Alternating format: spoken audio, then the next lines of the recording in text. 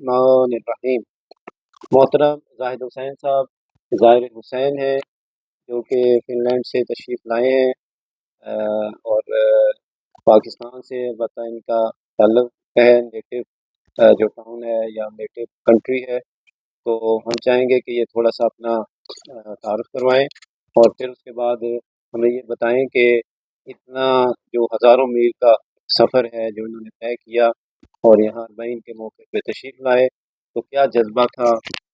جو ان کو یہاں پہ لے کے آیا، اور پھر ان کے احساسات یہاں پر کیا ہیں، اور یہاں سے جانے کے بعد جو ہے یہ اربعین کی رات کو واپسی ہے تو یہ کیا محسوس کر رہے ہیں۔ تو محترم جناب ظاہر حسین صاحب۔ بسم اللہ الرحمن الرحیم، الصلاۃ والسلام علی سید الانبیاء والمرسلین، اللہم صلی علی محمد وآل محمد۔ میں ناچیز زاہد حسین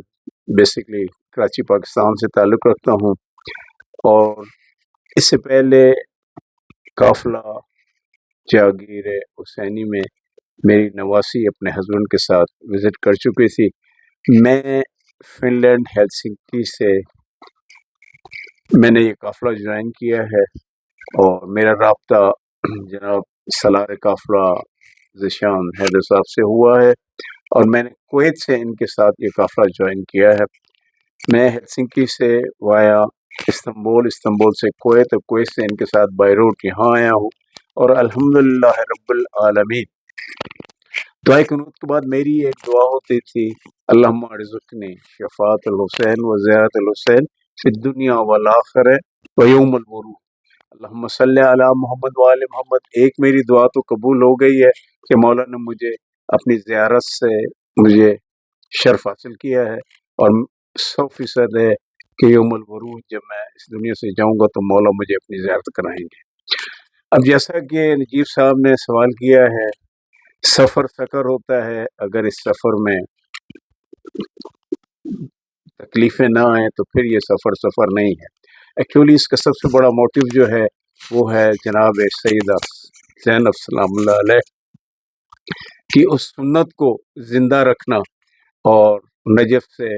کربلا کی جو مشی ہے اس کو روز محشر تک تا قائم آل محمد اللہم صلی علی محمد وآل محمد کے ظہور تک، اسی طرح سے شیعان حیدر کرار، بلکہ خالی شیعان حیدر کرار نہیں، میں خود اس مشی میں تھا، اس کے اندر اور بھی بہت سارے مذاہب مکاتب کے لوگ اس میں شامل تھے۔ میں یہ چیز سب کو بتانا چاہتا ہوں کہ اس کے اندر جو ہم نے عراقیوں کے اور تمام دوسرے ممالک کے موقف لگے ہوئے تھے، اس کے اندر وہ اس دل جمی اور اس خوش دلی سے زائرین کی خدمت کر رہے تھے کہ وہ کہتے تھے کہ جو کچھ ہمارے پاس ہے وہ ہم ان زائرین پر لٹا دیں۔ الحمدللہ رب العالمین، میں نے اس کو صرف ایسا ہی پایا ہے۔ اب جن کے ساتھ میں اس کمرے میں رہ رہا ہوں بالکل دوستانہ ماحول ہے، اور ہمارے سب قافلے کے جو ممبر تھے انہوں نے مجھے ایک فیملی ممبر کی طرح ایکسیپٹ کیا ہے، اور ان کے ساتھ ہر چیز جو ہے تمام زیارت الحمدللہ ہم نے انہی قافلے کے ساتھ اور سالار کی انسٹرکشن کے مطابق کیا ہے۔ ہم یہاں سے نجف سے کربلا الحمدللہ رب العالمین پہنچے ہیں، اور اربعین والے دن ہی ہم وہاں پر صبح کی نماز ہم نے کربلا میں ادا کی ہے۔ کربلا میں قیام کے بعد اس کے بعد ہم سامرا گئے ہیں، سامرا سے آگے ہم بلد میں گئے ہیں جہاں پر ایک امام زادے کی قبر تھی، اور وہاں سے کی زیارت کرنے کے بعد ہم کاظمین گئے ہیں، اور کاظمین سے واپس ہم یہاں ہیں، اور آج الحمدللہ رب العالمین کے ہم نے کوفہ کی زیارات بھی کر لی ہیں، اور ہمارے ساتھ ماشاءاللہ نجیب صاحب بھی تھے اور ایک آغا دانش صاحب بھی تھے جو ہمارے ایک قسم کے گائیڈ تھے، جو ہمیں زیارات اور تمام چیزوں سے گائیڈ کر رہے تھے کہ کہاں پر کس کی زیارت ہے۔ تو میں نے بیسکلی بہت ہی اس کو اچھے طرح سے خوش اسلوبی کے ساتھ ان ذیشان صاحب کے ساتھ اور دوسرے تمام احباب کے ساتھ میں نے بڑی اچھے طریقے سے یہ زیارت مکمل کی ہے الحمدللہ رب العالمین کے۔ آج کل ہونے والی جو صبح ہے ہم یہاں سے واپس کویت جا رہے ہیں۔ ماشاءاللہ زاہد صاحب نے اپنے خیالات کا اظہار کیا۔ ایک چیز اور میں چاہوں گا کہ یہ ہمیں بتائیں کہ ان کی روانگی ہے تو یہ کیا محسوس کر رہے ہیں کہ یہاں سے جا رہے ہیں، تو ابھی ان کے احساسات جو ہے زاہد صاحب کے کیا ہیں؟ بسم اللہ۔ الحمدللہ رب العالمین، میری یہ دعا ہے اور میری دعا یہ تمام زائرین کے لیے ہے کہ جو جس بھی ملک سے اور ہمارے قافلے میں جہاں سے بھی اس نے جوائن کیا ہے، خدا تعالیٰ ان کی یہ زیارت کو قبول کرے اور ان کی دلی نیک تمنائیں دعائیں قبول کرے، اور اسی طرح سے خدا تعالیٰ ہمیں توفیق دے کہ ہم ہر سال ہی یہاں پر آتے رہیں، اور اکیلے ہی نہیں بلکہ خدا تعالیٰ اگر توفیق دے اور ہم اپنے بچوں کے ساتھ، اپنی بیویوں کے ساتھ، اپنے بچوں کے ساتھ یہاں پر آتے رہیں، اور خدا تعالیٰ اگر ہمیں توفیق دے تو جیسا کہ شان بھائی نے کہا ہے کہ یہاں پر پاکستانی پاسپورٹ کے لیے جو پرابلمز ہوتی ہیں اللہ تعالیٰ وہ بھی حل کرے۔ جس طرح سے کہنا تو نہیں چاہیے لیکن ہمارے مملکت پاکستان اللہ اس سے شاد و آباد رکھے، لیکن انہوں نے ہمارے ساتھ اس سال بہت زیادتی کی ہے۔ ہمارے وہ زائرین جو کہ بالکل ہینڈ ٹو ماؤتھ، جنہوں نے ایک ایک پیسہ جمع کر کے اور کمیٹیاں ڈال کے اور سارا سال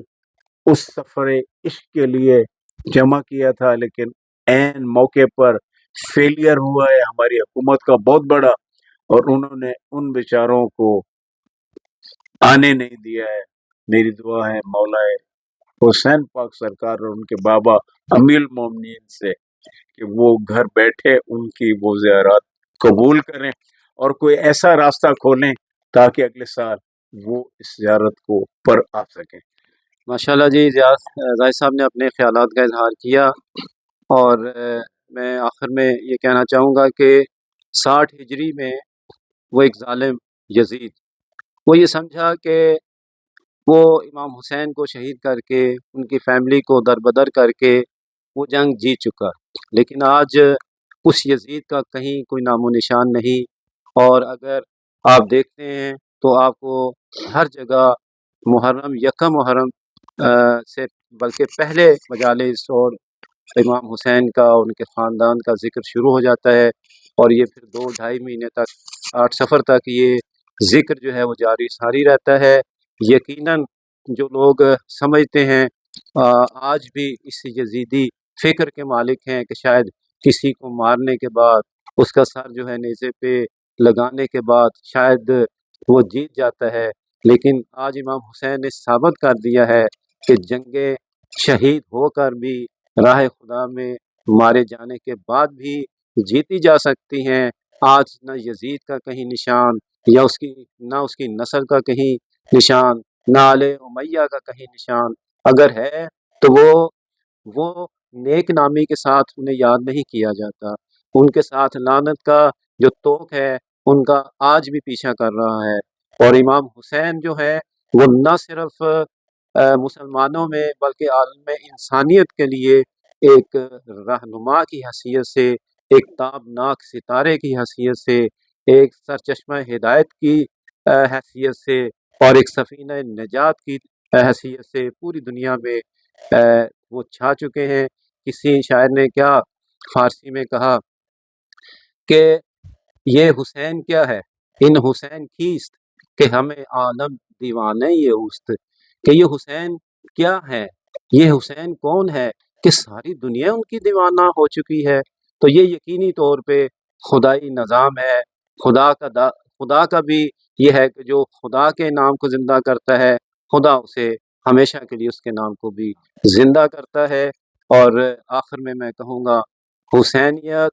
زندہ باد اور یزیدیت مرد آباد۔ اللہم صلی علی محمد و آل محمد۔